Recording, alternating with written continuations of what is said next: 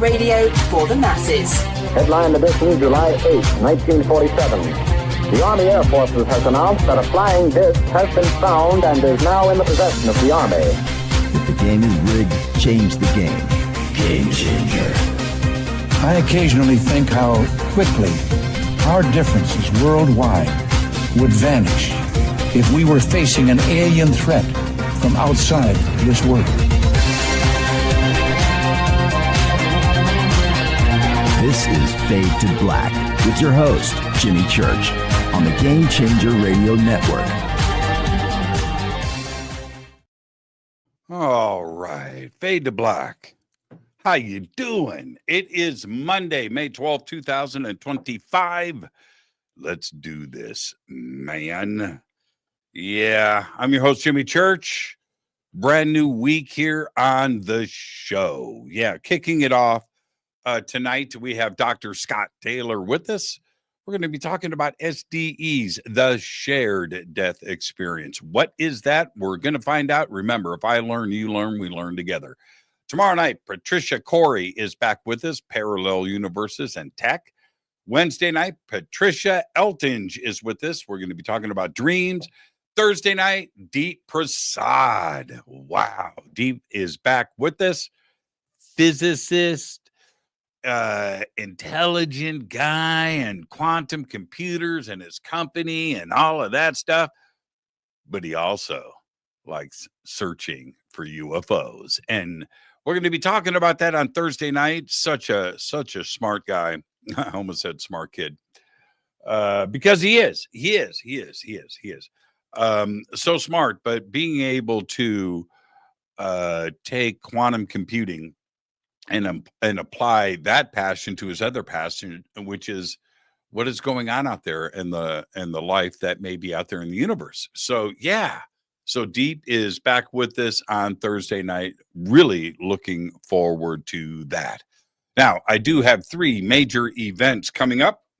I've got Contact in the Desert coming up here in a few, 2 weeks, right here in Palm Springs, California, May 29th through June 2nd.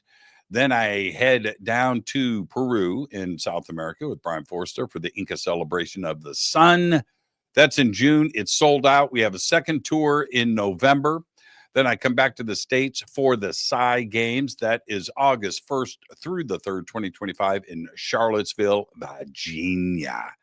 Yeah, Charlottesville, Virginia. But tonight, it is the shared death experience with Dr. Scott Taylor. I wanted to mention really quick, before we get started, and kids, you know this. I don't do it often. The chat room, right? Well, I don't do it during the show. I don't have time. But watching the chat before the show tonight caught my attention.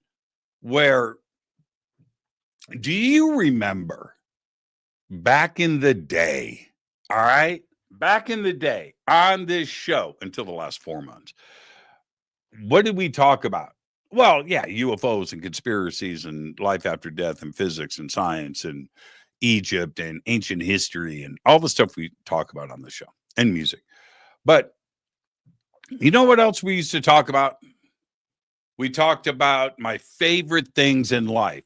Haagen-Dazs, chicken fried steak, a sausage gravy and biscuits, Captain Crunch, peanut butter crunch, right? Food, ribeye steaks, cooking out. Remember all those cooking pictures? Well, I do like to cook. I just don't post as many pictures. But you remember and everybody, we'd light up the chat. And we would spend a whole show just talking about glorious food. Yeah. I was just watching the chat. Now we've turned this into a health food conversation. Kale, juicers. What happened? What happened to me? Well, yeah, I've lost a lot of weight. And I lost a lot of weight because I gave up all the stuff that made me happy. Yeah. Genocide in the chat goes, hey, man, so Jimmy, man, Frosted Flakes, man, would that help things? Yeah, it would. And thanks for mentioning it. I don't do that stuff anymore. But I got down to a playing weight by giving up the stuff that I love. And I'm not happy about it. I'm not. Tonight after the show, I'm going to bring Scott in right now, just to let you guys know. Tonight after the show, normally it would be a steak, mashed potatoes, maybe a salad on the side, and whatever, right? That was my thing, and then I'd wrap it up with a bowl of crunch berries while watching something in bed. All right. Well, that's not healthy. Tonight after the show, I'm going up to my juicer with fresh blueberries, apples, peaches, broccoli goes into that, and maybe a couple of strawberries. That's my excitement. What happened? We need to get the old Jimmy back. Maybe after I'll shed another 5 pounds, and which will happen in about a week, and then I'll do something gross on the show. How does that sound? Tonight, Dr. Scott Taylor is with us, first-time guest, and we are going to be talking about the shared death experience. All right. What is that? As opposed to something we talk about on this show a lot, the near-death experience. So we're going to be talking about that. And what is the difference between the two? He's a doctor, but he's insisting that I call him Scott. And what if I call him Scotty? Can I do that? Can I do that? All of this helps us understand who we are, where we are going, and understanding life. And it is so important to know that there is something else out there beyond our 2D existence, and our time on this beautiful blue gem may or may not come to an end. We are going to do all of that. It is very important, not only to you, but the rest of the world. His links are below. I would like to welcome for the first time to Fade to Black, Dr. Scott Taylor. Scott, good evening, young man. How you doing? I am doing great, and I have been really looking forward to being on this show. I didn't know that my dinner this evening, a beautiful strip steak, would be so important to the topic of the evening. Sounds so good. Well, see, medium rare. Okay. I cooked it on the grill myself. It just something happens. I'm 61. Okay, you and I are the same age. Something happens at around the age of 60, and one of two choices is made. Okay. Choice number one, start taking care of yourself because you're having morose thoughts of death and you want to extend life. Okay, that's choice number one, right? Right? Yes. Choice number two, party like it's 1999 and don't give a shit, and eat whatever you want and stop taking care of yourself. And that's, you know what I mean? The road is right in front of us, isn't it? I just chuckle because, in the shared death and near death world, that just doesn't happen. These morose things of death, these morose thoughts of death, because we realize that it doesn't make any difference. We continue on, and it's just the loss of the physical body. So what?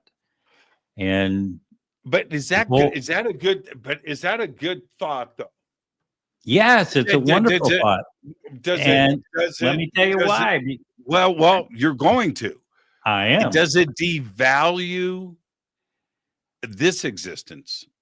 No, it enhances it, because people who have this mindset of where we live forever and we move on to another dimension begin to realize that this life is so temporary that what it's for is experience.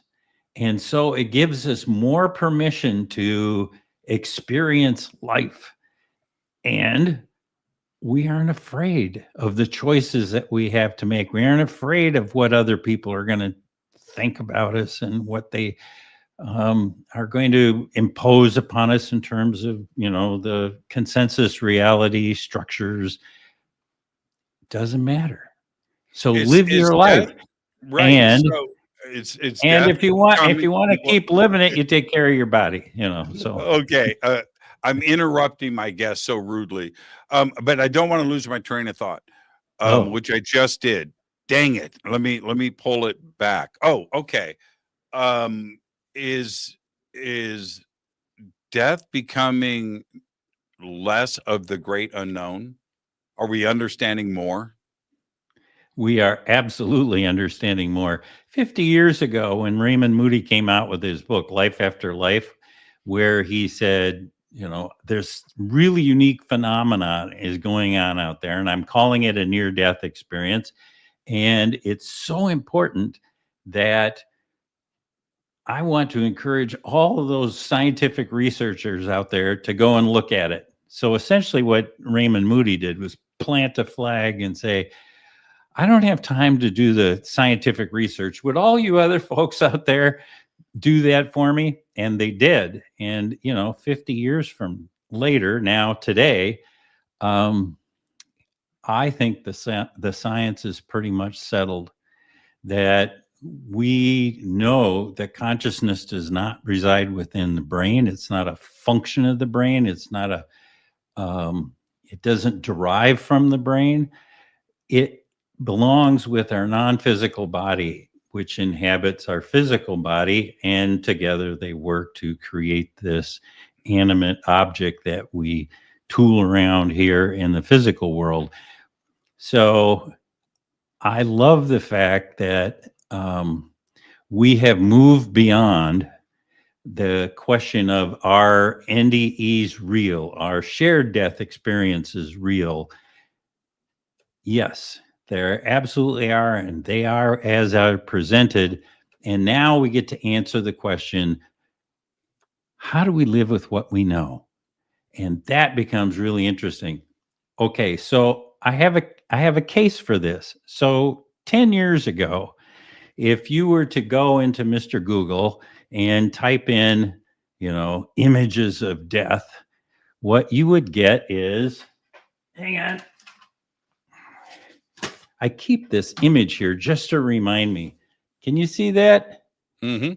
Yeah, it's, that specter, that, that evil person with the sigh who's going to cut you down and is capricious, and it's arbitrary and it's nasty. And that was the image that you would get if you Googled. Today, if you Google images of death, what you get is this: the light at the end of the tunnel. And that is an entirely different worldview. It is, you're going towards something. It's hopeful. It's loving. It's accepting. It's that compassionate afterlife that was completely missing from the discussion even, 10, 15 years ago, but it's present today. I mean, heck, even Harry Potter had a near-death experience. So it's embedded into the popular culture, and it has profoundly changed how we think about death and how people can anticipate something that is really quite remarkable and wonderful on the other side. Well, the Grim Reaper, though, will get you to change your diet. Ah, now we forgot the first time guest disclaimer, as everybody is reminding me. So let's get this out of the way. Scott, it's just you and I sitting on my couch having a conversation as friends, and where that conversation starts, it starts. Where it ends. But we're going to end as friends. Now you have to accept so we can continue moving on. Amen, brother. Okay. Is that a yes? Is that yes, that is a yes, that we can have a conversation. We can agree to disagree. It's all good. Perfect. What's the difference between an SDE and an NDE? That's a great question. So, little review for your folks: near-death experiences. That happens when now this is a broad brush, okay? That typically happens when the body undergoes such physical trauma that it dies. And when the physical body ceases to function, our non-physical body leaves. Usually there's an escort that takes you into the light, and there you have a series of adventures that are meant specifically for you. So, you get to tool around the non-physical universe, and then somebody, reanimates the physical body back here in the physical world, and our consciousness is sucked back into the physical body. And when it's appropriate, the person is then able to talk about their experience in the non-physical world. And and maybe that's accepted, maybe it isn't, but it's a profound learning tool for the person undergoing the near-death experience. So the key factor in this is physical trauma, body dies. In a shared death experience, it's a typical scene might be you're sitting bedside in a hospital when somebody's making their transition.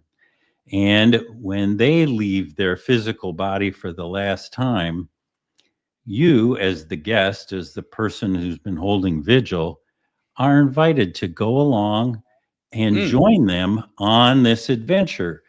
So you actually get to witness the tunnel, the reunion, meeting with divine beings, the kinds of things that typically happen in a near-death experience. But you get to go there, and you can go in as an observer, or you can go as you can actually merge your energies so that you can experience what they are experiencing. So the guest gets to experience what the person making the transition is going through. So the difference is that, to summarize here, in a near-death experience, it's an experience that is designed specifically for you, that is designed to teach you something so that you can bring it back. Because, the folks on the other side, they know what's going on. They're saying, okay, it's time for Scott to have his near-death experience, and we're gonna curate a particular experience so that he comes back with something that he really needs to know. So it's not an experience of somebody actually dying, because let's face it, you have to have a reanimated body in order to talk about it. So it's not a death experience, but it's near death. It's really close. Shared death experience, on the other hand, you are there witnessing somebody making their final transition. Do you know that they are about to transition? You know what I mean? Are you there because the moment has been suggested that this may happen, and so you are there? I mean, you would have to expect it, is what I'm getting at. Well, certainly, if you're holding vigil in a hospital, right? You are there specifically to be with the person who's leaving their body for the last time. It also happens remotely, actually a little bit more than being present, where, say, you're at home and all of a sudden your grandmother comes, and she's out in California, and you're in Missouri, but you're invited to go with grandma and experience her transition. And it's how often does that happen? How is it more common than we think? It was relatively rare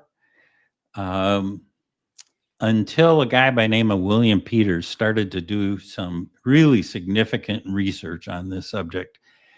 And what he discovered was that you can actually program this kind of experience, a shared death experience, with someone that you love. And as a result, it's now more and more common because people go, oh, I can do that. I can actually, plan for this to happen. So it is much more common now. And it's recognized in the literature as being it's like cousins, near death and shared death experience. They share so much in common, except for the whole physical body trauma thing. Don't go there. When I was in the hospital, I'll make this very brief. I had a roommate. His name was Mr. Horsley. I never saw him. There was a curtain between us, right? Okay, so I never saw him, but I talked to him. All right. And one day, I was there for about 30 days in the hospital. About 1 week into it, this happened. So he's next to me, and we're talking about whatever, but I can't see him. And I asked him a question, and he didn't reply. No. Yeah.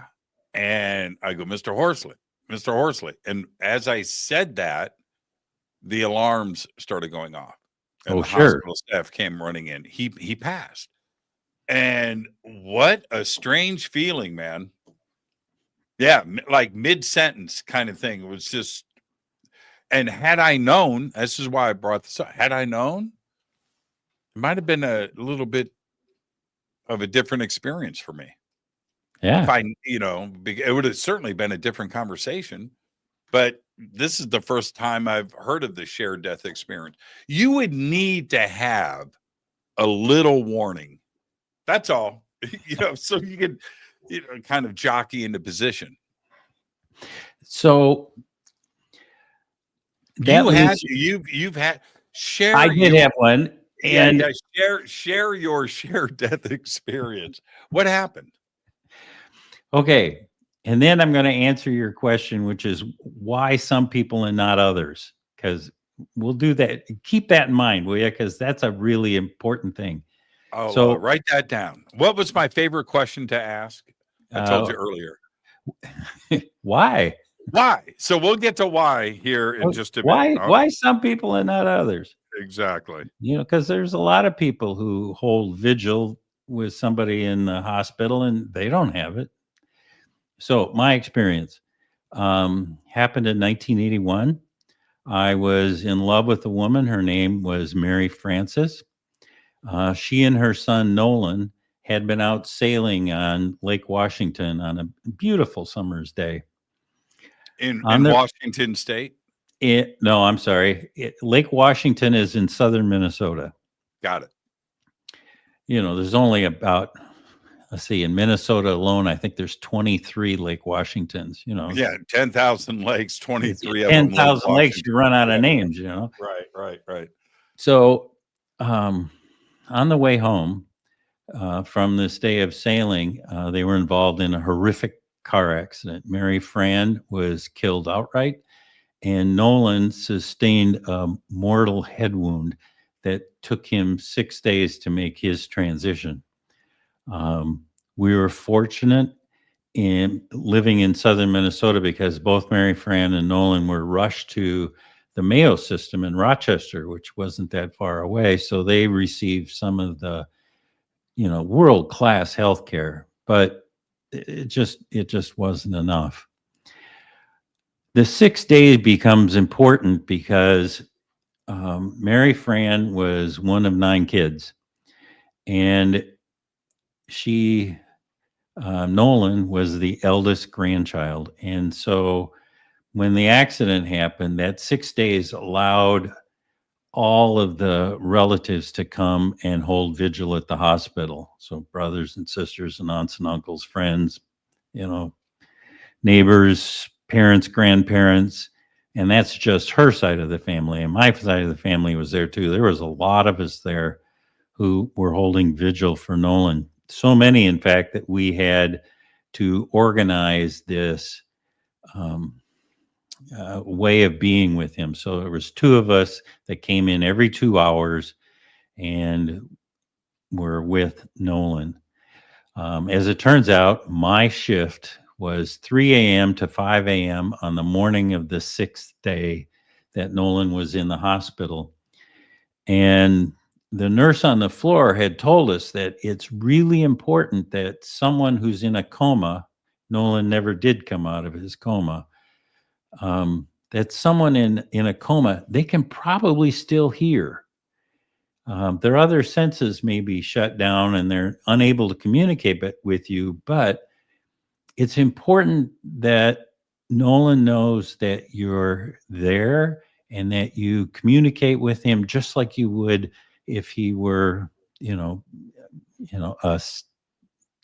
7-year-old child like he was, healthy. So Jeannie, Mary Fran's older sister, and I had that 3 a.m. to 5 a.m. shift, and we went in and we read him his favorite stories. We told him about his uncles who stole all the cushions off of the couches and put them on the floor of the waiting room so they could have a place to be comfortable. We told him who was there and who was coming and just news of the day. It gets to be 4:45 in the morning, and Janny, who is a trained emergency room nurse, goes to look at his chart.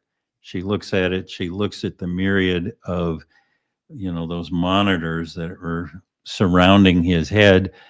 And she just held her hand out to me and said, "Scott, it's time for us to say goodbye." And so we pulled up chairs next to Nolan's head, and we told him that we were so proud of him, that he was so brave and has worked so hard to stay alive for us and to be with us here. But if his mother, remember Mary Fran died 6 days before, but if his mother should come to pick him up and to ask him to go with her, that would be the right thing to do. That he should go with his mother. And we told him that we loved him and we cherished him and he would always be in our hearts. And now it's 5 o'clock and it's time for us to leave and the next shift comes in. Well, Jimmy, it wasn't 45 minutes later that the nurse comes into the waiting room and she says, his vital signs are going down fast. It's time for you all to go in and be with him. So this whole waiting room, I mean, there's 40, 50 of us, there's a lot, go into this small hospital room. And as it turns out, I'm one of the last people in there. There's no room for me around the bed because it's already 4 to 5 deep. So I wind up sitting on a windowsill next to Mary Fran's youngest brother, Willie, and we wait. And really, I'd never been with anybody who was actively dying. And really, there wasn't much to do. I mean, the room was quiet. People were praying. And all I had to do is to sit there, and watch the heart monitor do its thing. And eventually it gets less and less. And finally it flatlines. When Nolan flatlined, what I experienced was Mary Fran coming across the veil and scooping Nolan up out of his physical body. And they had this exquisite reunion, as you can only imagine, between a mother and son. And it surprised me because I was able to feel what was going on between the two of them. I was able to feel what they were feeling. But what surprised me even more was that Mary Fran and Nolan then turned to me, came over, embraced me, and the three of us left and went to the light. When I was in the light, it was the most extraordinary experience. I mean, it's love, it's unconditional acceptance, it's ecstasy, it's joy, it's you're connected to everything in the universe, and at the same Did time, did you know this was going to happen? oh God, no. Right. No clue whatsoever. I mean, I grew up Presbyterian, I don't know what traditional that means. mainline Presbyterian, I don't know what that means. that, So, that means you don't talk about this stuff. I mean, oh, okay, gotcha. so in the lexicon of the Presbyterian Church, there's no such thing as being able to witness somebody coming across and being able to, leave your body and go into the light and be able to communicate with them in the light, which is what was going on. The three of us are there. I was just telling you what it was like to be there as you're in this love and connected with everything. And it didn't make any difference, because what was important to me was that Mary Fran and Nolan were there and we could communicate. And so we affirmed our love and affection for each other. We had a chance to say a proper goodbye, because I was at work when the accident happened, so I was nowhere near it. And then we had a chance just to be together. And at some point, it just felt complete. Yeah. And It's not a sad thing. so, no, we did what we needed to do. And then, Right. Mary Fran and Nolan turned and went further into the light. And I came back to my physical body. Did you see the circle? Did you see the light at the end of the tunnel? And did you get the full treatment? I did get the full treatment, but not in the way that you think. Okay, we need to do just a little backup. No, please, because I died a lot, right? And in my NDE experience, no, seriously, 4 days of dying, in a coma. Yeah. It was crazy. Anyway, that doesn't matter. It's not about me. It's about you, Scott. I didn't get any of that stuff. I didn't get any of it. I didn't experience any of that. And I've talked to so many near-death experiencers, right? And I love them, and I'm close friends. I listen to their experiences because I want to, vicariously enjoy it, because I was denied all of that, man. I didn't get any of that. I didn't get any of it. I didn't. Well, let's jump back to the question. Is like, why me and not you? Sure. I have it written down right here. So let me ask, Scott, why some people and not others?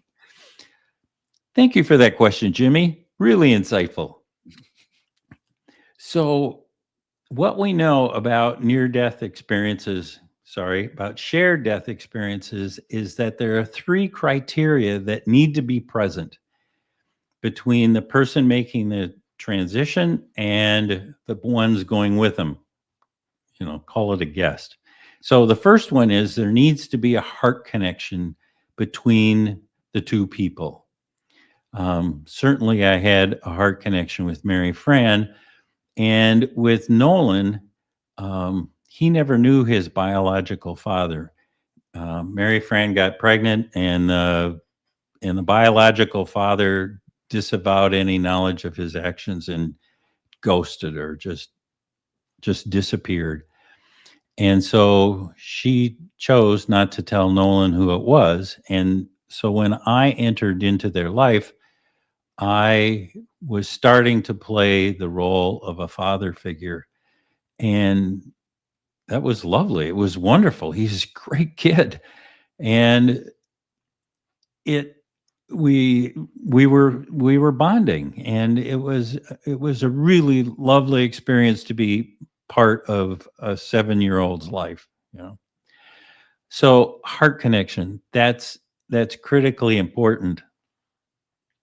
Second is that there needs to be the guest, the person who's going along, needs to be open and receptive. So that typically means, you can't be actively grieving or driving the car down the highway or engaged in some kind of an emotional, conversation. You aren't open and receptive. I was sitting on a windowsill. I was watching the heart monitor. Yes. You can't be a Debbie Downer. Yeah. No, I was open and receptive. And the third thing that's critically important is that the invitation needs to come from the person making the transition to the person in the physical world, the guest. So in this case, it was an invitation from Nolan to me, from Mary Fran to me, and we get to leave and go. I got to go with them. And the reason this is critical is what we now know is that when people are making their final transition and they leave the physical body, there is a distinct change in vibratory level. And so their frequency speeds up. And by making the invitation, remember I said the two of them came over and hugged me. And when they did that, what I now know is that they changed my vibratory level so that I could match theirs. And then it was easy for me to leave my physical body and go with them. The reverse way is just so difficult because you'd have to do it on a dime and you'd have to guess the right frequency. And it's just so hard. You could do it with practice. And so, right. If you practice this or had some forethought going into it, you could. Forethought is the key word. So like my bride, Anne, love of my life, she's wonderful. And what we have decided is that when I go through, if I'm going first, okay. So right. Yeah, we got to clear that up. Right. So if I go first and I'm having my life review, in that life review, there will be a time when I meet Anne on the corner of 11th and LaSalle in downtown Minneapolis. That's where we met. And when that scene plays itself, that's the trigger for me to remember to reach back into the physical world and invite her to join me. Wow. So you guys have discussed this. You have a playbook. We had a playbook. That's wonderful.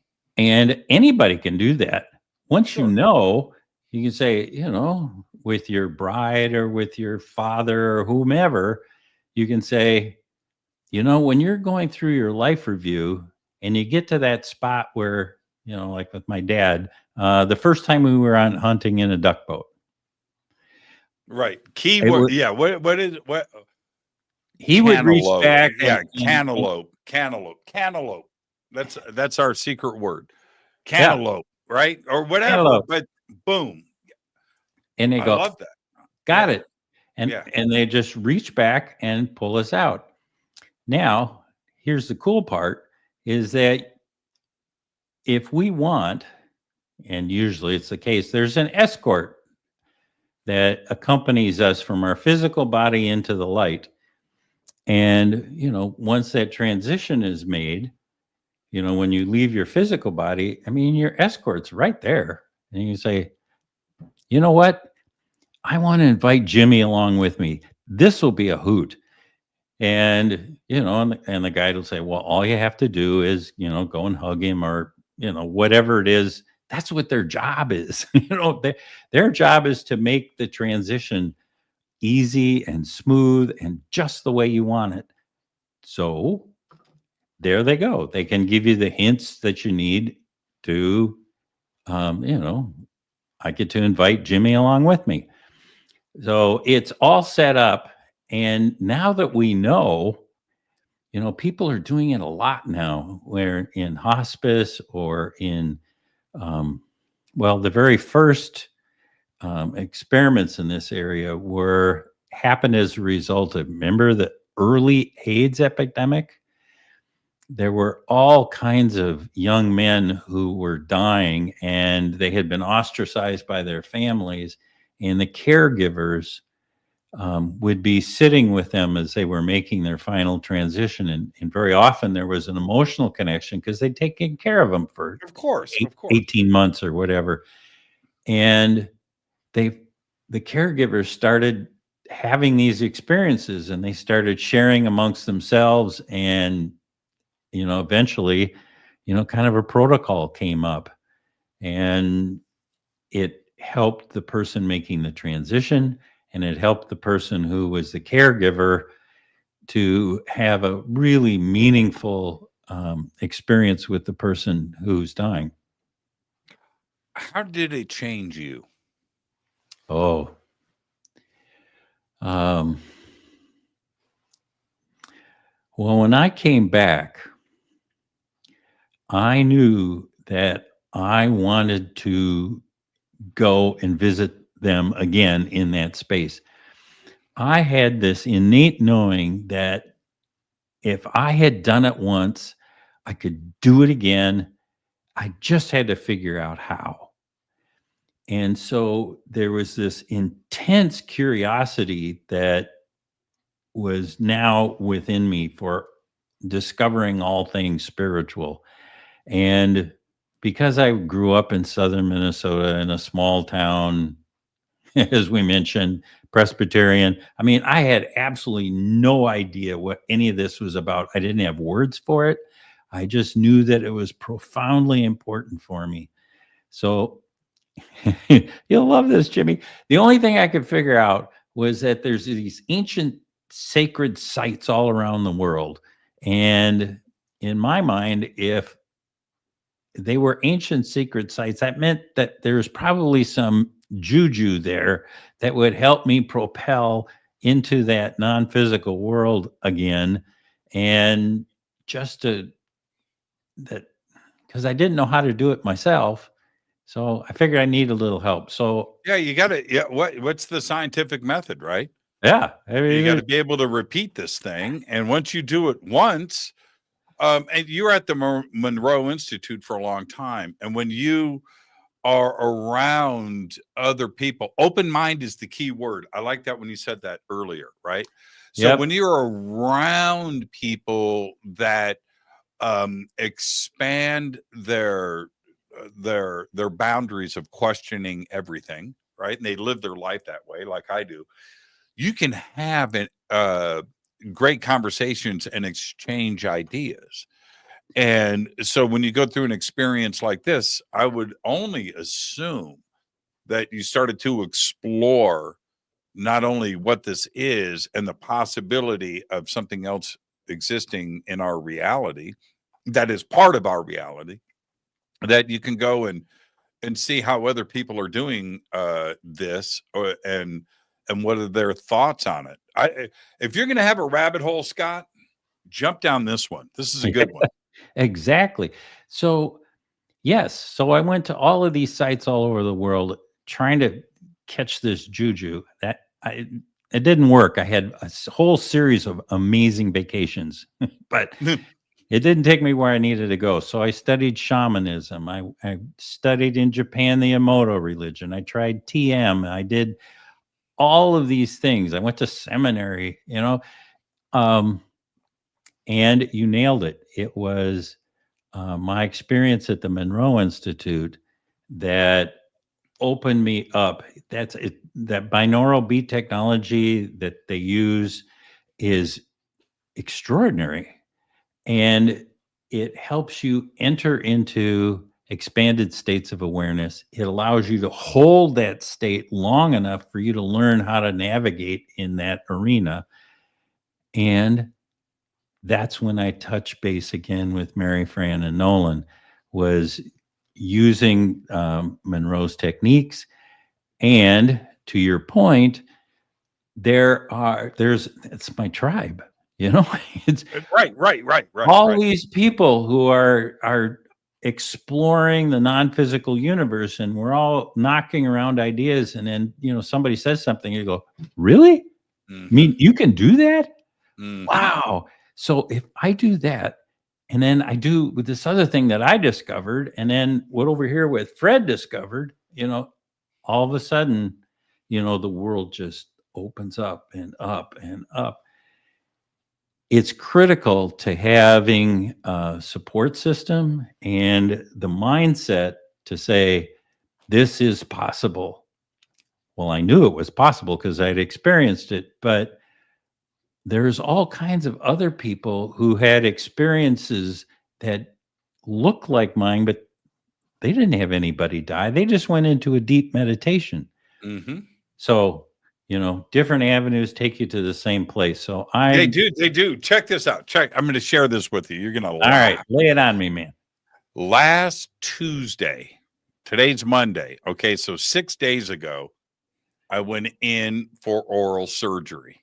Okay. Oh my. Yeah. Serious stuff. Anyway, they put me under. All right.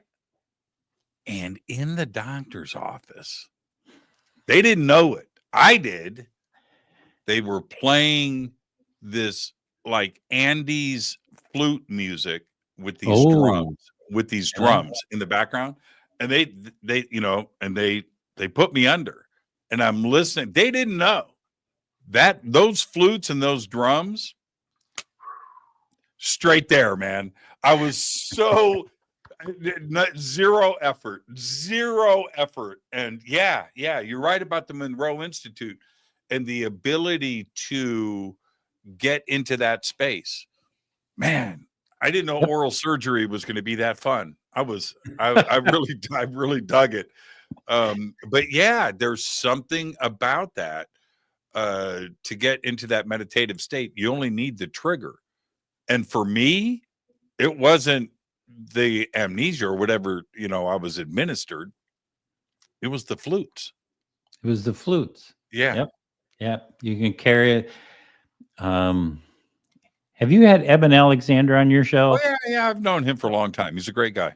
Yep. So he talks a bit about when he was in the darkest place of his experience, it was music that took him out into the non-physical universe where he, flew on a butterfly, and he had his series of experience that were designed for him.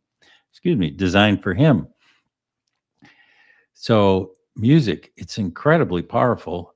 It is a frequency. It's if I'm driving my car and that flute music comes on the radio, I better pull over. Yeah, turn it off, man. Yeah, turn it off, because that's not going to end well. That will be an NDE very quickly, because I know what it means.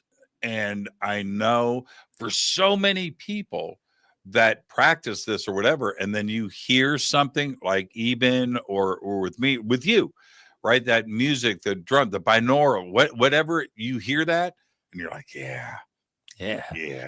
So the lovely thing about binaural beats is that they're very specific.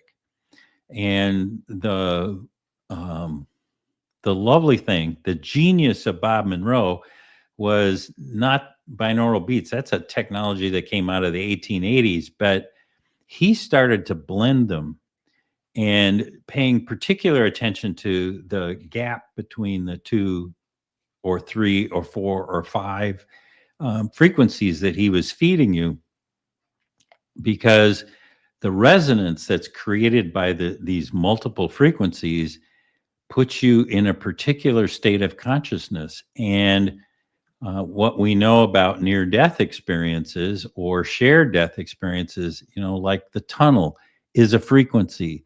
The life review is a frequency. You meet divine beings at another frequency. There's a frequency for that area of life between lives. And so you can guide people to very specific areas, and then with intent, you can experience what is in that space. And it's just lovely. And what I really like about it is that after you do it a couple of times, it's just like you talked about. You can recall the feeling or recall the sound if you're an auditory learner, and poof, you're right back there. You don't need the technology. You do it a couple times, you go, yep, I got it now. And you just recall what it feels like, and you're immediately back there again.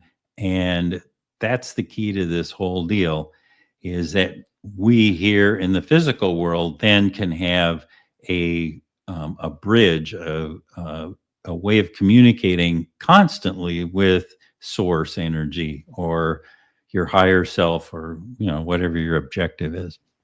Is consciousness the thing that is connecting the universe, the stars, the planet, and the vastness of space? Is consciousness the thing that fills the gaps? Consciousness is fundamental and irreducible. Let me say that again without stumbling on my words. It's fundamental and irreducible. It is the universe. Everything sprouts from this loving consciousness. That's my words. I experience it as loving consciousness. And so everything physical comes out of consciousness. And that means that we are all made up of the loving consciousness that is the universe. I love that. I love that. Now, guy, can we back up for a second? I want to back up. You said something very profound earlier. Uh-oh. Yeah, no, you did. That you went and spent a lot of money on some really cool vacations. Have you been back to these places and now it's a different experience now that you know a little bit more about what's going on? Well, it's interesting, yeah, because I went to Machu Picchu and Stonehenge and the Sphinx and the Great Pyramids and the Oracle of Delphi. And today is Monday. On Wednesday, I leave to go to Greece, and I'm going to go back to where the Oracle of Delphi is. It'll be the first time in 30 years that I've been back to these spaces. Take a deep breath when you're there. The magic is that the gas coming out of the ground. That's but is it a different experience for you now when you go to these places? I have yet to do it. This will be my first trip. Oh, really? Yeah. So you haven't been back. Okay. Yeah. Okay. I mean, I would love to go back to Machu Picchu again, just to be in the vibe, because now I know the vibe. Right. Yeah, you've got to do it. I go to Peru. I go to Peru a lot, and I'm going there next month. I'm going there twice again this year. But the point being, now that you know, right? Mm-hmm. It is, you know what to listen for, you know what to see. You've got a different, you only know what you know. And so when you went there you didn't know what you knew, right? But now you know. Now I know. When you go through the visuals, and also it's the music and the things and the it's a trigger that is blissful. You get triggered a lot, man. It's really fun. I totally get the music, man. They get it. Okay. So I did my shaman when I was training in shamanism. I did it in Peru, and it's ayahuasca. Did you? No, I didn't do that route. Basically, it was a meditation route, and the places that we went, I was naive at the time. However, you can feel the difference. You can feel the intersections of the ley lines. You can go to the Candelabra or the Nazca lines or the Machu Picchu or up at Trujillo. There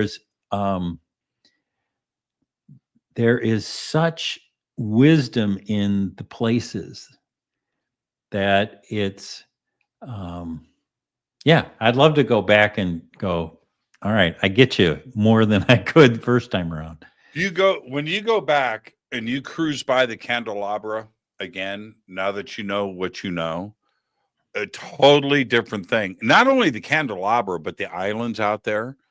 And you know what I'm talking about. The audience doesn't know what you and I are talking about. But when you do, that's a totally different experience. You're going to love it the second time around. Yes, the other spots, Machu Picchu and Ollantaytambo and all of that is great. But Sacsayhuaman itself is cool, but the temple above it on top of the mountain, it's a very, very, very spiritual place. So yeah, you walk through there and it just goes up your legs. It does. I It love does. that. It Yeah. goes up your legs. Yep. Yeah. Yeah. You're going to love it. You're going to go as soon as you can. I try to tell people, which same thing that I just said to you, but I try to say this a lot. Just if you can, just go out and experience another culture like that just once.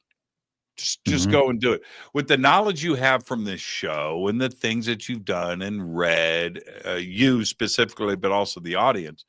With that knowledge, just go and see what connects with you, because it's a beautiful experience when it happens. It's an extraordinary thing to be with, say, a shaman or just another culture in general. But since we're on this topic, the shamans have an entirely different worldview. And, they talk about the ability to talk to plants and the ability to connect with the wisdom of a place. And it's just second nature. Well, of course, that's the way it is.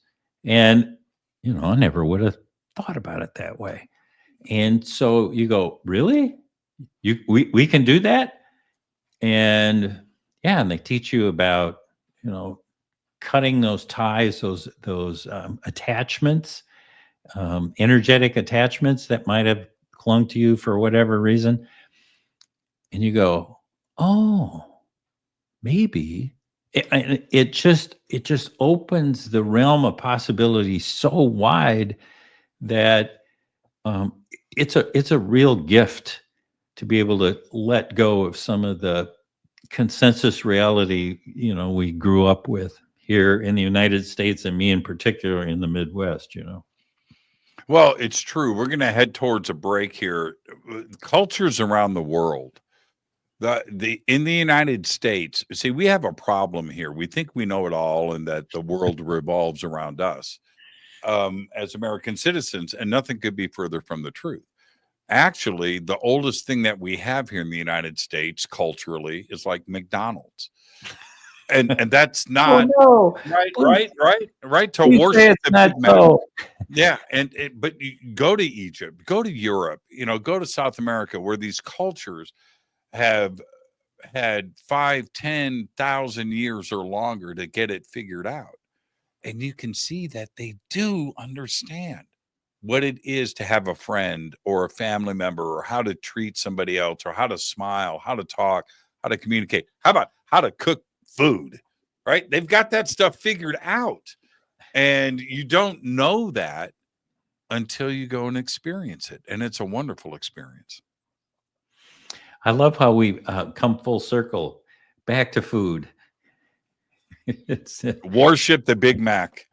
Worship the Big Mac sauce. And yeah, there you go. So let's take our break right here. Our guest tonight, Dr. Scott Taylor. Tonight, we're talking about SDEs, the shared death experience. What is it? And also NDEs and consciousness and everything else. I'm your host, Jimmy Church. We will continue with Scott right after this short break. Stay with us.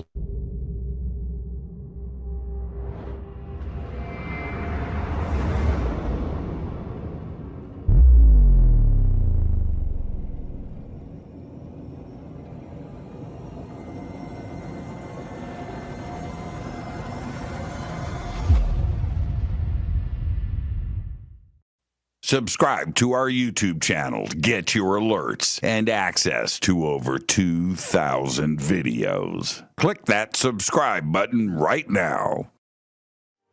Go to jimmychurchradio.com and get the Fade to Black official podcast. 2,000 episodes, all of them commercial free for just $2 a month.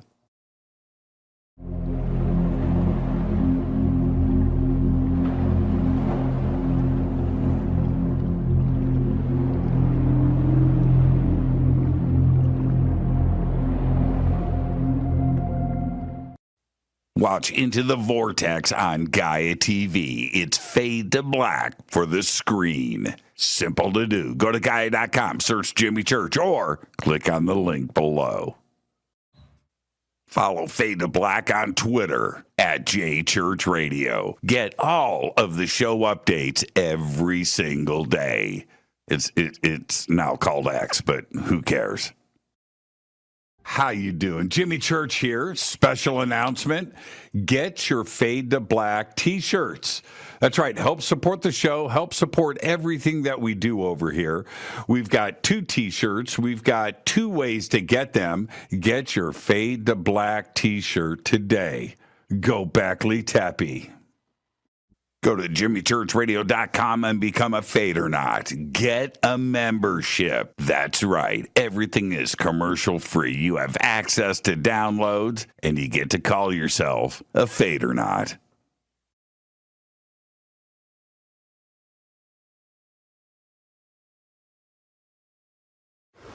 Today we're headed to Bolivia, Tiwanaku, Peru, and of course, Pumapunku. Brian, exciting. Thank you so much for everything, my friend. Always an honor. Right behind us is the sacred river of the Inca that goes past Machu Picchu. So we're going to be driving up to its source at 15,000 feet above sea level and then down to Lake Titicaca. So today we hit 15,000 feet. Yes. Crazy. And you can do it with us. All you have to do is go to hiddenincatours.com. Simple. We've got 2 tours coming up next year, one in June for the summer solstice, right? And then another one right here in November. So hiddenincatours.com. Come and hang out with Brian and I and his amazing team. Right on.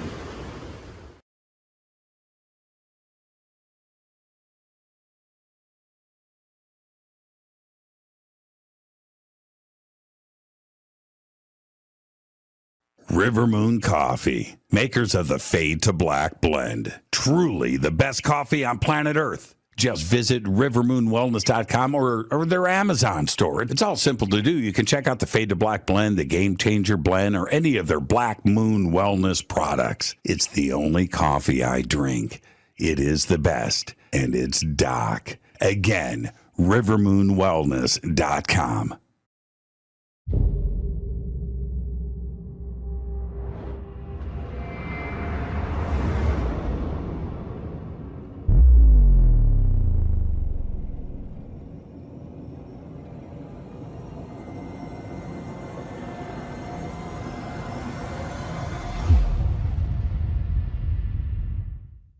All right. Welcome back.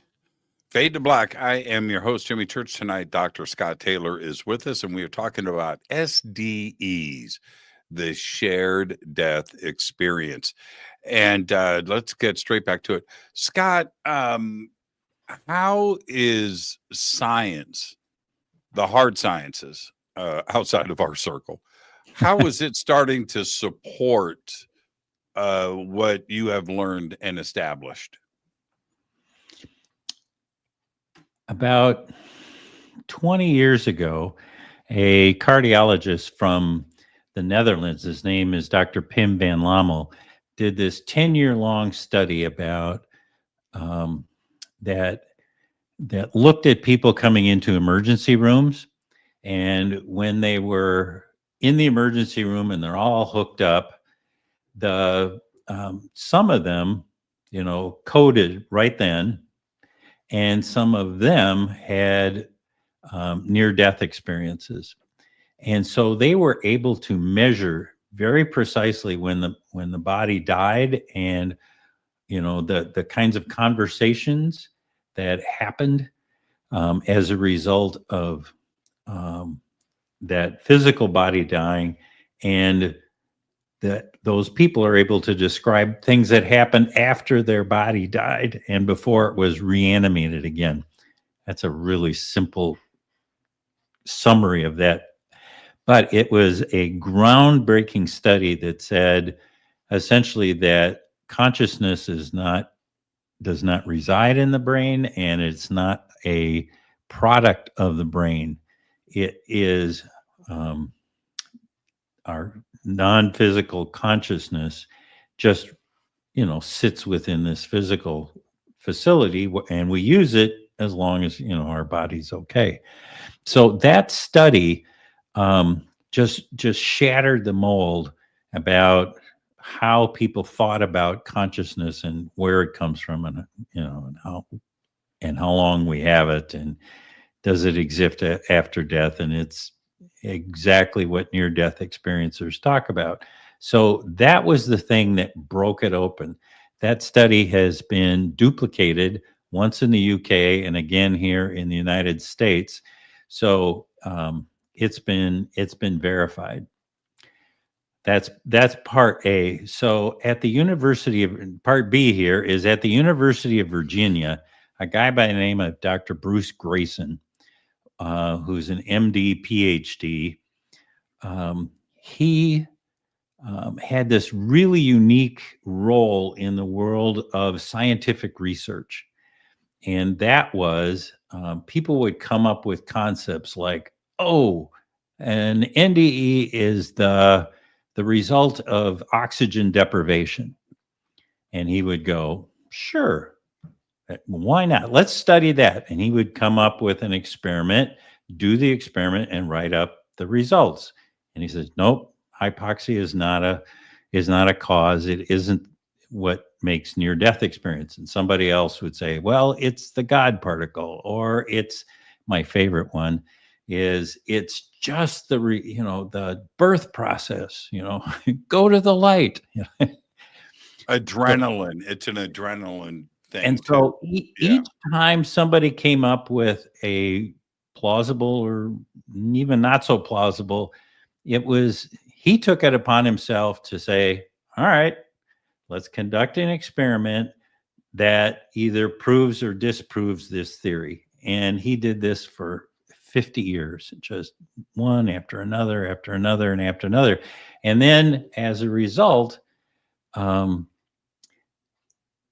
what we know about near-death experiences became quite extensive. And because the protocol was then written up in scientific journals, other scientists could pick it up and go, oh, that's interesting. I wonder if I can duplicate that. So it followed the scientific model. And we now know a lot about near-death experiences and what happens when people have them and what kinds of changes happen to them, not only from a statistical standpoint, but also qualitative standpoint. It's like, how does it change people?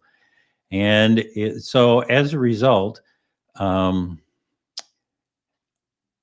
that scientific approach to near-death experiences has kind of run its course. There are things we still don't know, and the major stuff is done. And yes, near-death experiences are real. Yes, consciousness can reside outside the physical body. Yes, we can go into a place that is the afterlife, and the afterlife is now pretty well mapped.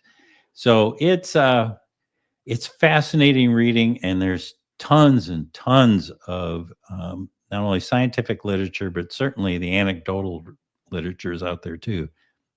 Are you religious? No. Okay. Stop right there. Stop. That was the correct answer. No, I wanted no or yes. So let's just go with no. Okay. The brain is probably the human brain. It's probably the greatest invention of the universe. It's an amazing, complex, and it does so much. But the idea that the brain is a conduit and the go-between with consciousness in the universe and us takes it to another level of extraordinary. Yes, it does. That to me seems divine. Isn't it wonderful? Yeah. It takes something as amorphous as consciousness and then have this receiving organ, an organic organism, the brain, be able to receive it, translate it into signals that a physical body can then do what it needs to do. And we are also provided with our brain those filters that we need in order for us to stay safe here in the physical world, in the world of duality. Because if we were hooked to 100%, knowing everything that's, out there in the universe, which is what happens when we enter the non-physical universe. I mean, we're a part of everything. We can know anything we want to know. That's too much stuff for us because, let's face it, there's tigers in the grass and snakes in the trees. And, this is can be a dangerous place to live. And we need some filters to allow us to focus in on our existence here in the physical world. So we are gifted with the forgetfulness and the filters that allow us to be here and be here successfully so that we can experience duality and not muck it up with our remembering of what it's like to be in the afterlife and to be in a unity universe. You bring up a good point. Certainty is a bad thing.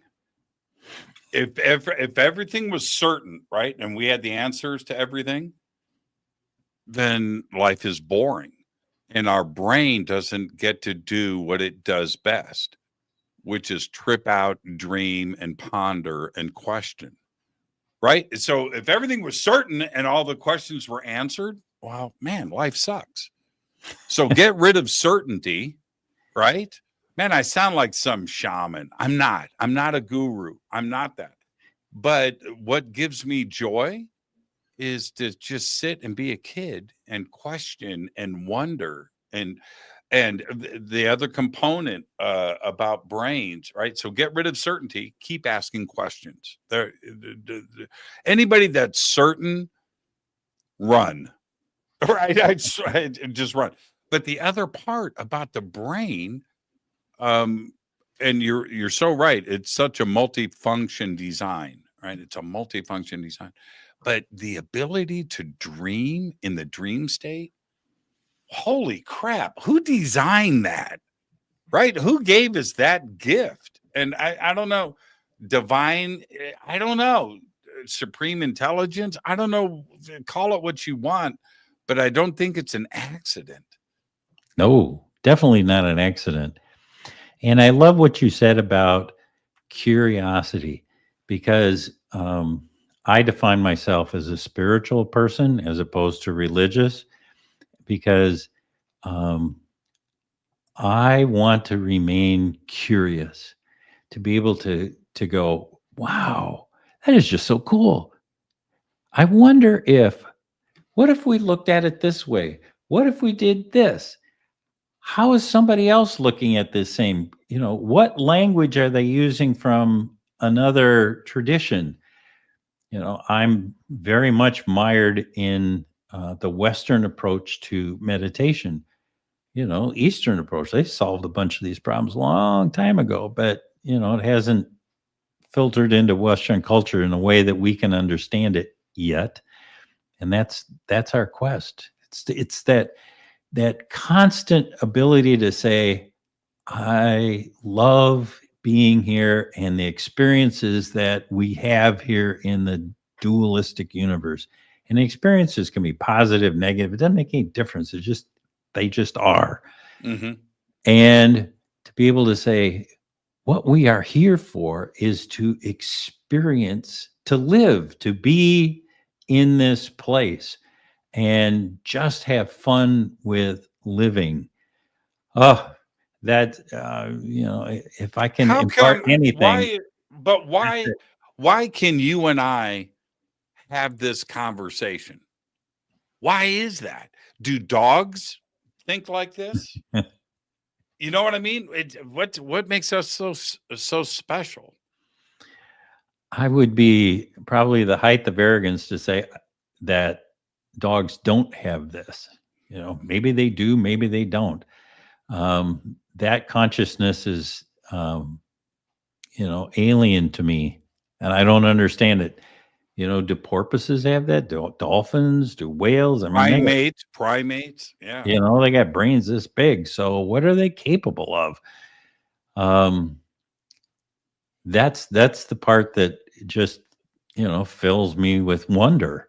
Every And time I think like that, I don't have any dogs now, but I've always had dogs. Every time I think like that, I always imagine like my dog sitting there on the floor listening to me going, dude, I understand dude, every friggin' thing you're saying. got you You covered. know, I think about that a lot. I do. The brain is just magical. It's just magical. Why is it okay? So you and I can have this conversation Mhm. and talk about dogs. Why is it that scientists in the hard sciences are so reticent to have this conversation? They don't want to cross the red line into consciousness. Why is that?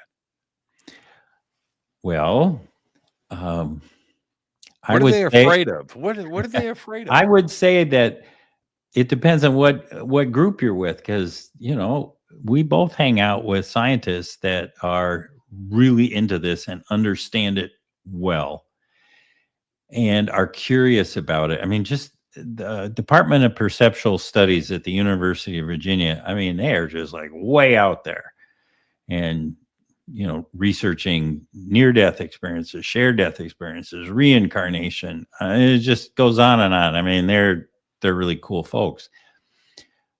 There is the paper is a long time, is an old one, but it talks about how does medical science advance, and mostly the conclusion of the paper was, the generation that holds the paradigm, they have to die because helping people who have a paradigm about how the world works are very reluctant to let it go. And, they keep trying to patch it with new information once holes are developed. And, bless their heart, they've invested all this time in it. And when new information comes along that doesn't allow, that just destroys their old paradigm, there's a lot of research that says people just can't see it. It just doesn't sink in. So to answer your question, I think that people who are in the hard sciences love their niche, and to give up your love, boy, that's hard. Boy, Yeah, but that's they hard. know. Scott, this I'm so passionate about this. They they laugh just like you and I do. They're happy, they're sad. They enjoy a good slice of pizza. They know how it feels to get emotionally wrapped up in a movie or a relationship. They know that consciousness is why they are, right? But they can't measure it, right? They can't see it. Therefore, they're not going to waste their time with it. And that's a bizarre position. Well, How do we get to where we are right now? We got here because of open-minded scientific thought, thinking outside of the box. And if you, just like you said, right, you close yourself down and you stay in your lane, how do you grow as a scientist, as a doctor, if you're not asking questions and wondering? And consciousness is the great frontier. That's it's mind-blowing to me why it's such a bad word to say. well, if you're in the academic community, you get paid for writing papers and So it's the funding pushing, environment. Yeah, it's the you funding know, environment. it's a Yeah. funding environment, follow the money. Yeah. And I totally get that. So it's the new people who they don't have to risk anything. They're coming in and going, hey, we have this whole thing called shared death experiences that is a new phenomena that we really didn't know much about. Nobody's doing this research. I'll do it because I can make a name for myself. Yada yada. So it's um, a take advantage of a It's like a market niche, right? You discover a market niche and you go, if I exploit this, then, then I get to have a job and I get to feed my kids. And that's a wonderful thing. I have so many interviews where, and the number's a big one. And I ask this question a lot. I do. I want everybody's opinion and thought on, but is consciousness physical or non-physical? This audience that's listening right now knows that I don't care if my guest is a guitar player, is a race car driver, or is a physicist, or is a psychic medium. It doesn't matter to me. I'll ask the same question. And is consciousness physical or non-physical? It's non-physical. That's period. Right. Well, okay. So I get these scientists on the show and these physicists that will say it's physical. It's a chemical reaction. Nah. That is the paradigm that existed before 2001 when Pim van Lommel did his study. And I mean, it was reported, it was printed in Nature. I mean, that's like the premier journal and been duplicated. Point is, they're invested in that model, bless their hearts. And there's a lot we can learn about the chemical functioning of the brain. Why does it do what it does? But consciousness is the fundamental thing of the whole universe, and everything physical comes out of consciousness. And my near-death experiencers and my shared death experiencers just tell me that over and over again. And that is real data. How do you know if you've had a near-death experience as compared to something that may be similar, and maybe some people confuse something that's not an NDE with an NDE? How do you know if you've had an NDE? Is that a good question? It's a great question, and there's two answers to it. Okay.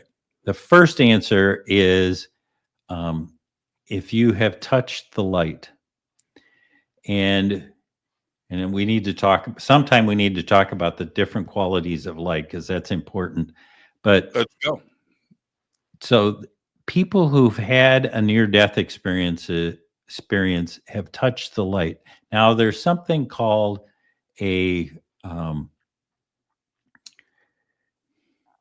oh, good Lord, I'm forgetting the acronym, but it's a spiritually transformative experience, STE, which is like maybe you have a unity experience when you're out walking in the woods.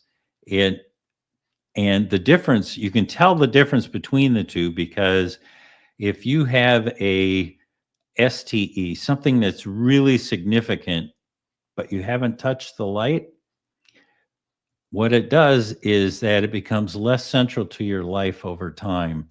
Over time, it degrades in your consciousness, your memory of it kind of dissipates, and eventually it just doesn't matter to you anymore. A near-death experience, on the other hand, it's like it has taken you into another place, and it has changed you forever. And that near-death experience becomes more important the longer that you live. You begin to unwrap the experience like an onion. Oh, there's a metaphor. There's a metaphor. Oh my word, these connections. So it becomes more central to your life. You begin to understand it more. And those are the two ways that you can tell, is it degrading or is it becoming more and more important? So there's the dividing line, and the impetus seems to be whether you touch the light. Pause. The second thing I talked about is I've interviewed a goodly amount of people who have been, say, in car accidents, and they've had a head injury, and their short-term memory is just not very good at all. And they don't remember the accident. They don't remember what happened to them. However, they're a poster child for the after effects of a near-death experience. So what you can do is to say, well, what kinds of things are you experiencing? What kinds of new ways are you looking at life?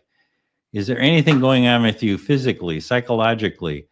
And, there's this whole list of things. And you can go, yes, you are a member of the Near-Death Experience Club, even though you don't remember it, because that part of the brain was damaged and it's just incapable of pulling that memory back.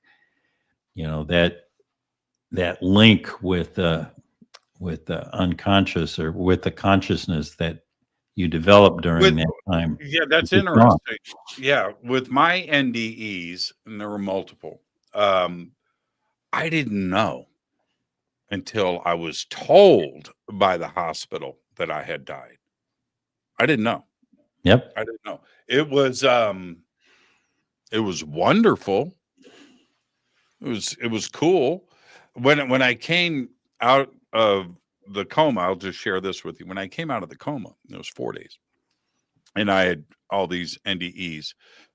I had died a bunch of times, but when I came out of it, and the staff comes in and they're freaking out, he's alive, and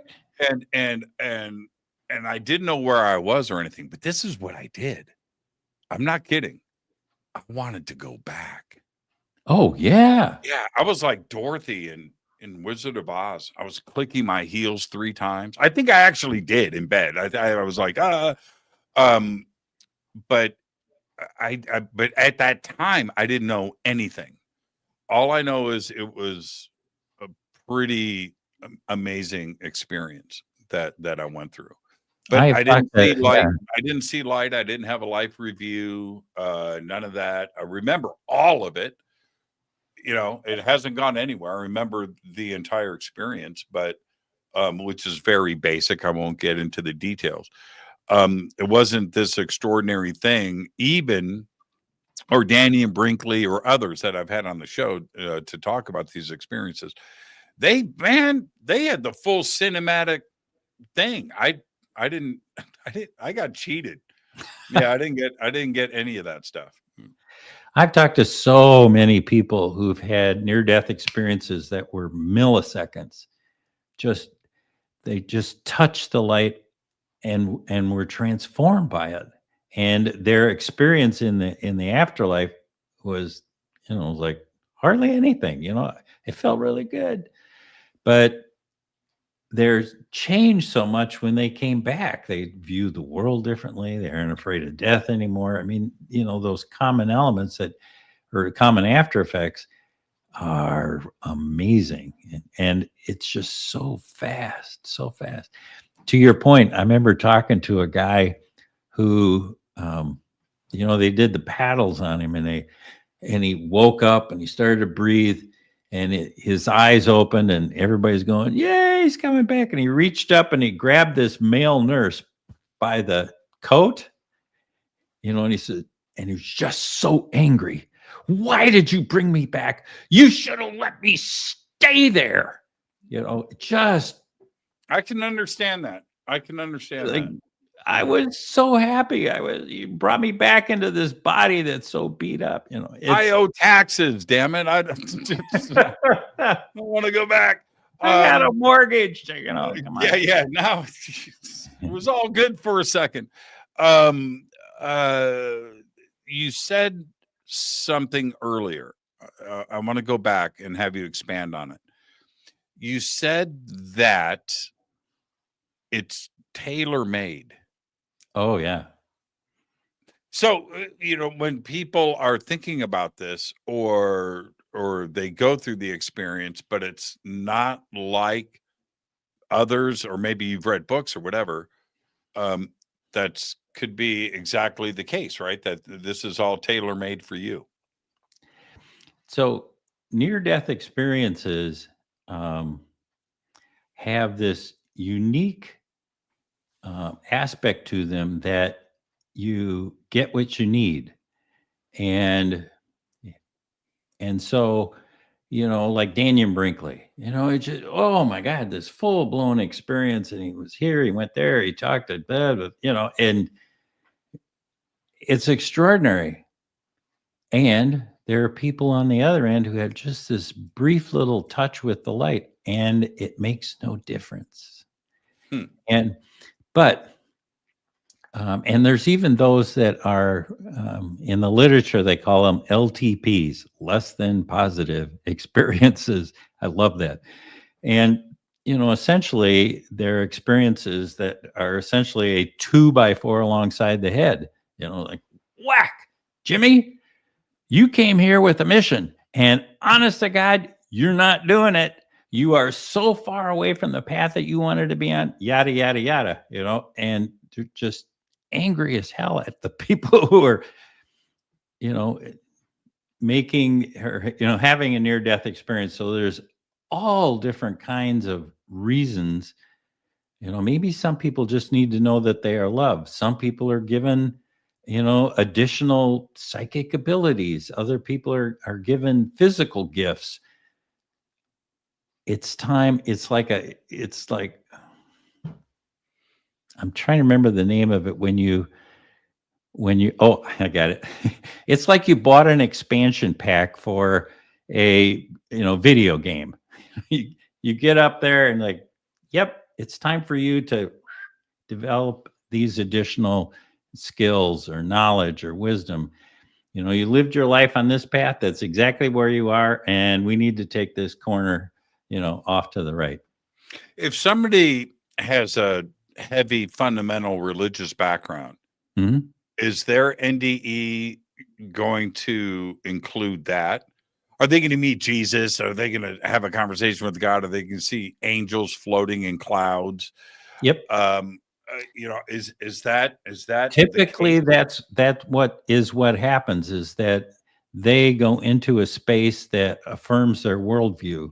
So if you Sure. expect to see Jesus, great. If you expect to see your totem animal, a bear or an elk or something, that's what you'll see. If you expect to go through the bardos, yes, that's what you'll see. So it's very culturally determinative, because that's how you'll understand it. You'll understand it within that context.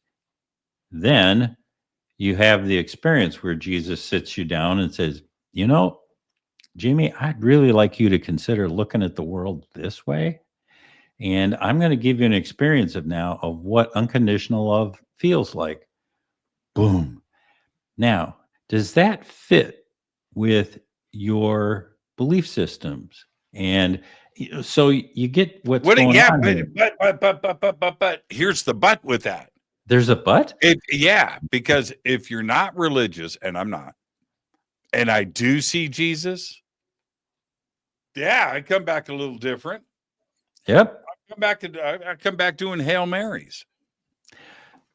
But so there's a difference between coming back having seen Jesus and you're a spiritual being, or coming back and adopting the religious doctrines that contain Jesus.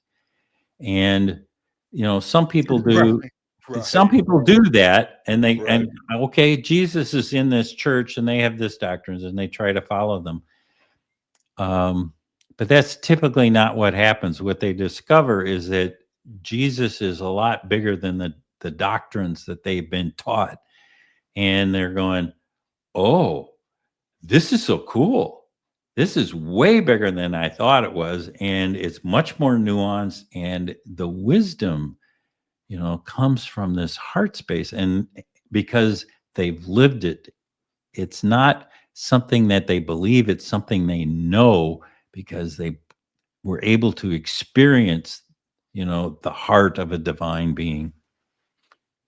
Well, I've had an STE and met the baby Jesus when I've had a really good Mexican street taco off of a taco truck. And that clearly isn't the same experience. And I'm not saying that in jest. I'm being very serious. And but I think that's an introduction to those that are closed down, that there is something else going on beyond our reality. I think that's very important.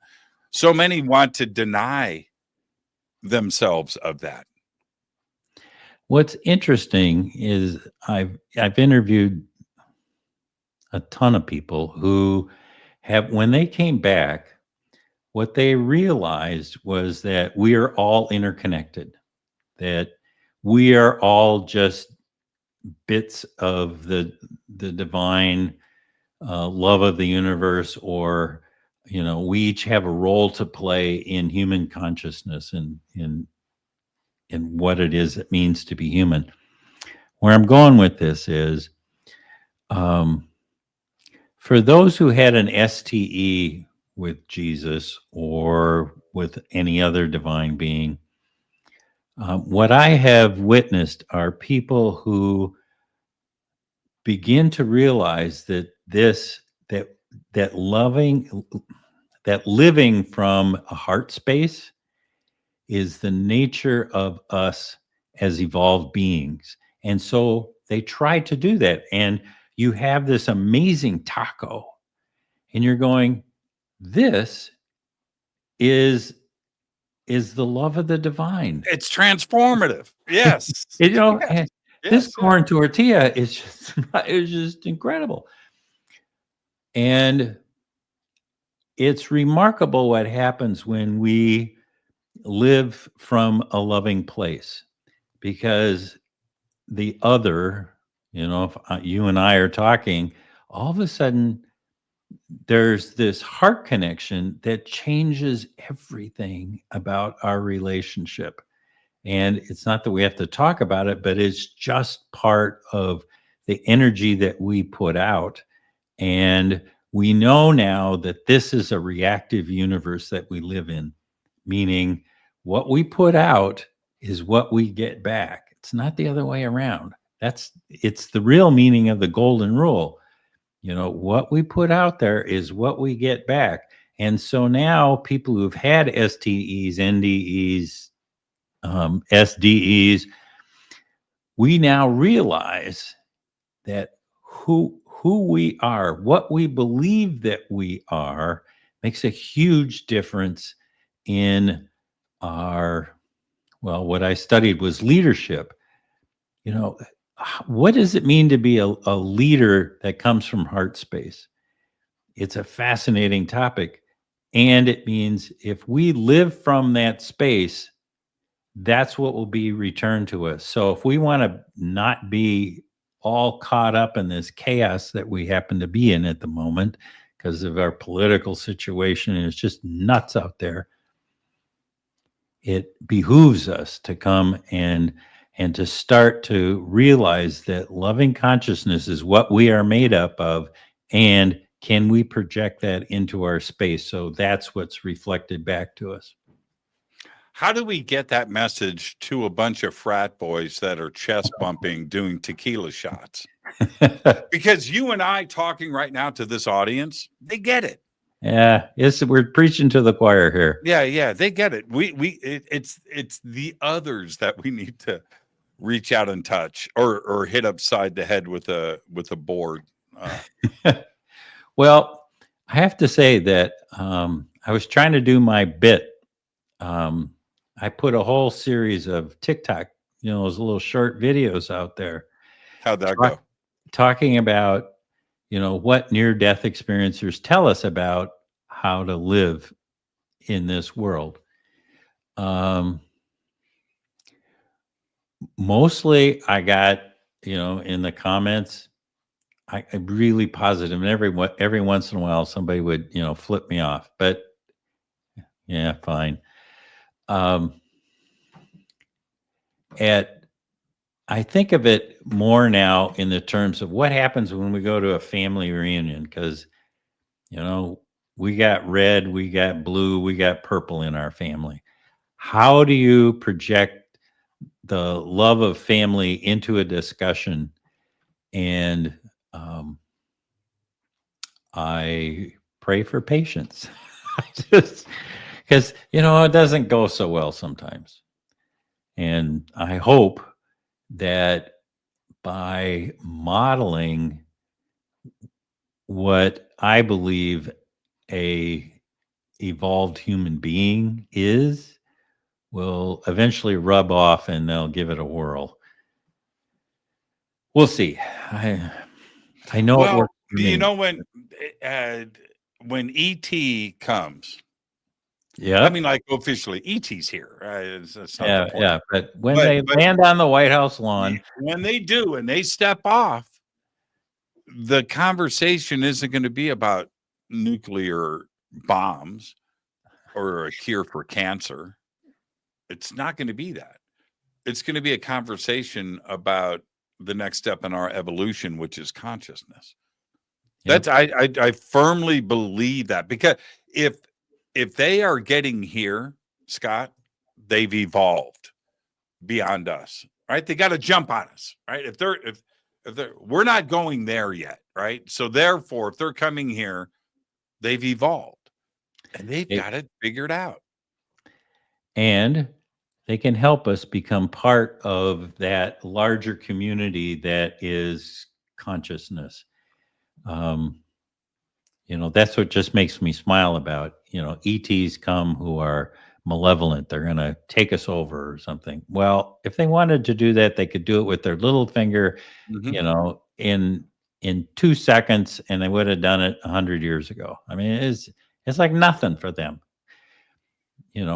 What I begin to understand is that if we, when we finally make contact, it's going to be about how do we evolve in such a way that we now can enter into this larger community of all these different species and be an active participant that is willing to learn and is a proper member of the Federation or whatever it's called. Have you made contact?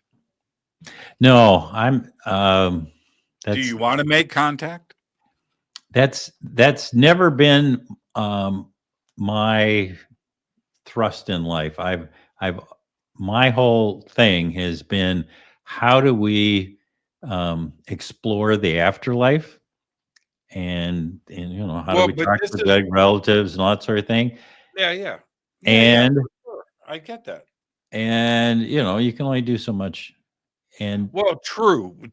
But my point in asking that is, and I believe it to be true, if consciousness is the connection between everything in the universe, with the amount of everything that is out there, it's infinite life, infinite everything, and that includes consciousness. So they know that not only that we are here, but we know that they are there. And I think that we have a conscious connection to ET, and we communicate with them. And this is not some crazy, tinfoil hat stuff. It's simply not that. I think that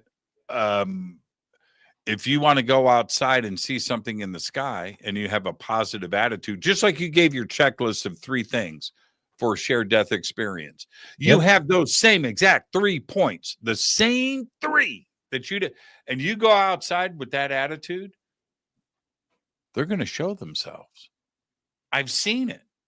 It's amazing. That's why I'm saying, what have you made contact yet? Go out in your backyard, man, Scott, tonight and go, okay, you know what? Church said I need to come out here and see if you guys will say hello. Watch what happens. And so, part of it is, do you need to see them in the physical? Maybe, maybe not. Depends on, what your belief system is. So when, an active meditation, when you go into expanded states of awareness and we are presented with a being who communicates with us, our minds are such that it's going to interpret that being in a form that makes it understandable to me. And so would I be open to a lizard person or a gray or, Palladian or whatever? Maybe, maybe not. But, present themselves in a way that I can understand it, and I'm perfectly comfortable with that. What's You the know? difference between that experience and an NDE? I'm gonna say nothing. It's the same experience. It has to be. Scott, That- it has to be that way. Mhm. I'm certain. Well, let's go with that then. Well, see, I'm isn't it basic? Isn't it fundamental? If an I just NDE and consciousness and all of this thought process going out into the universe, it's all the same thing. so I was a facilitator at the Monroe Institute for 35 years, and I ran it for 2. So I've been in many, many programs where people using meditation enhanced with binaural beats, but using meditation encounter ETs and have conversations with them is the definition that I use of a near-death experience is that they touch the light. You don't have to touch the light in order to be open to this experience. But you can, all right. It's kind of a mixed bag for me.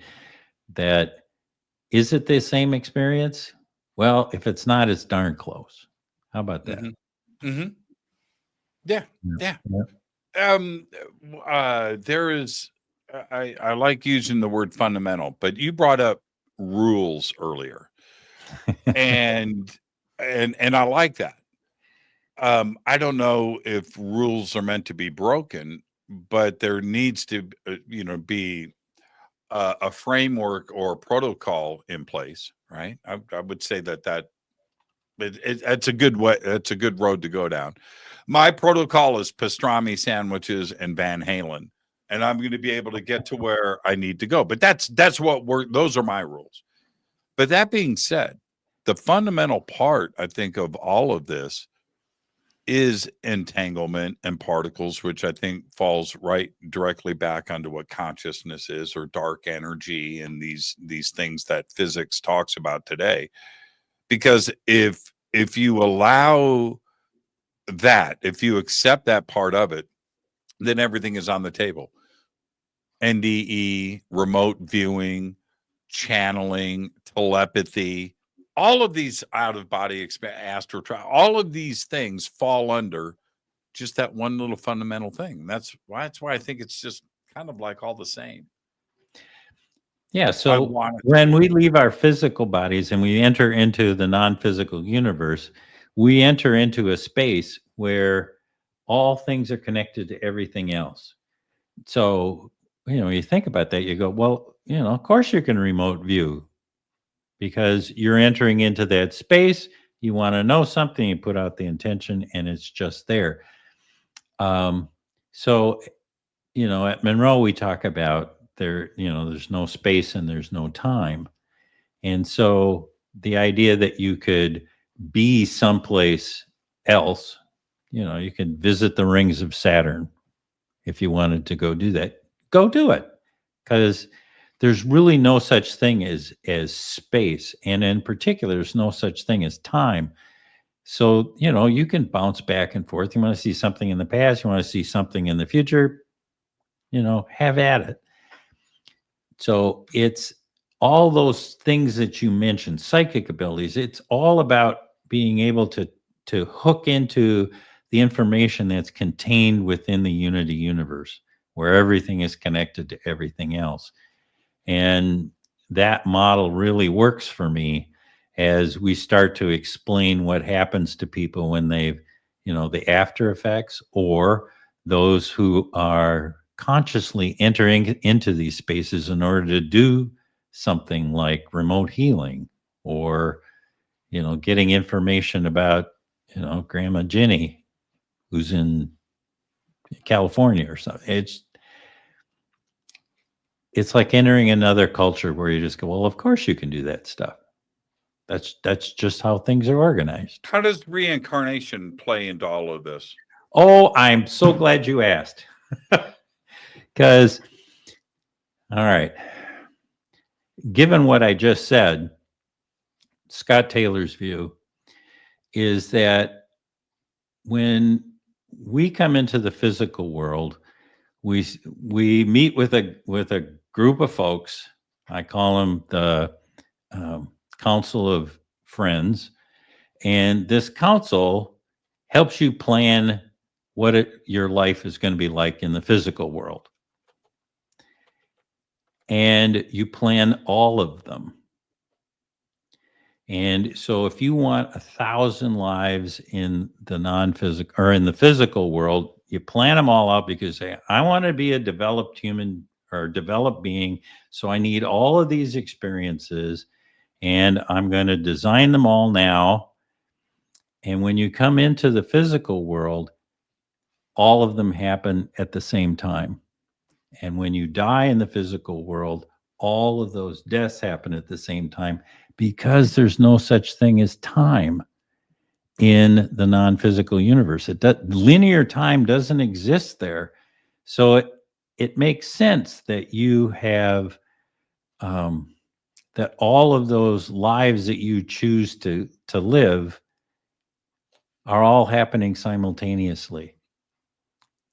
And if you want to make it just one step weirder, that there is the ability for us to communicate with those other lives that have information, wisdom for us in this life. So if I've got 1,000 other lives going on right now, there might be, I don't know, I'm going to make up a number, 12, who those lives can give me wisdom about the life I'm living right now as Scott Taylor living in Virginia. Isn't that wonderful that we can inform ourselves? I think it's one of the reasons that we get wiser as we get older, is that our other lives are beginning to talk to us, that we have all of this collective wisdom, and we have learned that the filters, now we can put more holes in those filters so that information can come in and inform this life like my information can inform my other lives that it's appropriate for. So anyway, I'm a big fan of reincarnation, and I don't believe that it's karma. I think that's a whole different thing.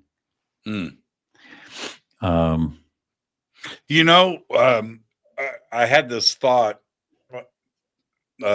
just this morning and I was standing out in my garage prepping. I'm working, and I was standing out there just getting my thoughts together and looking at the trees, looking at my lawn, and I thought to myself, I didn't grow up. That was my thought. I haven't grown. Who I was supposed to be at my age, I'm not. Mm-hmm. I have the same thoughts that I had when I was 20. I act the same. Right? And then this next thought popped in my head. That's what I was supposed to learn in this lifetime. Got it? And I had that whole thing thinking about you. And I had this whole thought. And that's what I learned this time around. Don't grow up. Don't grow up. Don't tap out. No. Mm-mm. So for those of your listeners who are out there, we've got just a little bit of time left, and I want to leave you with this extraordinary gift that's relatively new for me. But it's come through extensive research into near-death experience. It goes like this. part of a near-death experience is a life review, where you get to relive everything that's ever happened to you, just the way it happened to you, with all of your senses, your thoughts, everything, just like it.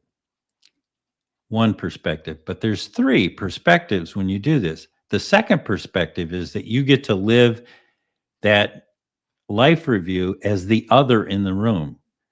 So right now, I get to be Jimmy looking at Scott. I get to be everybody that's in the audience who's watching this and seeing what the impact is of this on them, on their friends, on their family, on their community. Last one is that you get to have this experience from the omniscient point of view.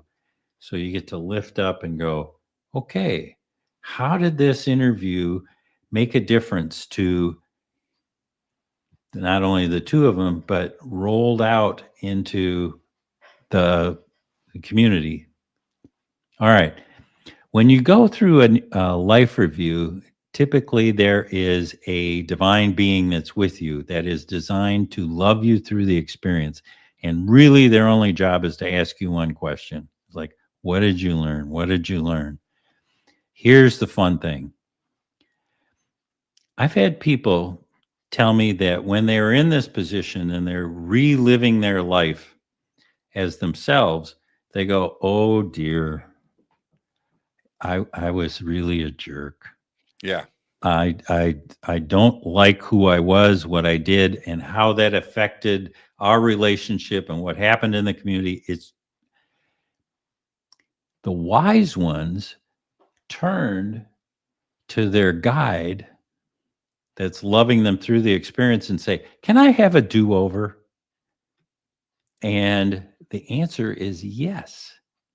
That you can take that experience, and I mean, the guy, it's just like you get rewind and you go back and you relive it again and you get to change it. And if you don't like how that turned out, rewind it again and do it again and do it again until you get that knowledge of what it is that you would have liked to have happened. Now, here's the fun part. Each of those experiences is loaded up into the collective whole. Each of those experiences is as real as if you were here in the physical. That means that if you have a situation and you're going, oh, you can fix it. You don't have to wait for another lifetime. You don't have to do the whole karma thing. You can fix your karma right then. And that is a gift that is just priceless. I think I'm doing that right now. I'm not going to do a Big Mac after the show. See, I learned that in real time. Scott, Okay. what a wonderful conversation. Where can everybody go and follow everything that you're doing? The easiest thing is on my website, neardeathmeditations.com. neardeathmeditations.com. You can send me a message. You can see my classes. You can see the video about my experience. It's all right there. That's the easiest way to do it. Links are below on our website and also throughout our social media. Scott, enjoy the rest of your evening, and hopefully I'm going to see you in a couple of months. I'm going to head to Virginia, and I'll see you then. But thank you so much, and I look forward to our next conversation. Jimmy, it's been a hoot. Thanks for having me on Fade to Black. Perfect show. Thank you, Scott. Enjoy the rest of your night. Yeah, exactly. I got you. I'll see you in a couple of months. Thank you, Scott. Bye, Jimmy. See you later. All right. Perfect show tonight. Yeah. Wonderful show. It's always about getting our learn on, isn't it? And that's what makes it great. And I want to remind everybody tomorrow night, we have Patricia Corey back with us. And we're going to be talking about parallel universes tomorrow night and a bunch of tech stuff, maybe even throw in some AI and the state of our planet. All of that tomorrow night with Patricia Corey. Thank you, Scott. Thank you, everybody. I'll see you tomorrow night. But for now, all I've got is Go Backly Tappy. Fade to Black is produced by Hilton J. Palm, Renee Newman, and Michelle Freed. Special thanks to Bill, John, Dex, Jessica, Dennis, and Kevin. Webmaster is Drew the Geek. Music by Doug Aldrich. Intro, Space Boy. Fade to Black is produced by KJCR for the Game Changer Network. This broadcast is owned and copyrighted 2024 by Fade to Black and the Game Changer Network, Inc. It cannot be rebroadcast, downloaded, copied, or used anywhere in the known universe without written permission from Fade to Black or the Game Changer Network. I'm your host, Jimmy Church. Go Backly Tappy.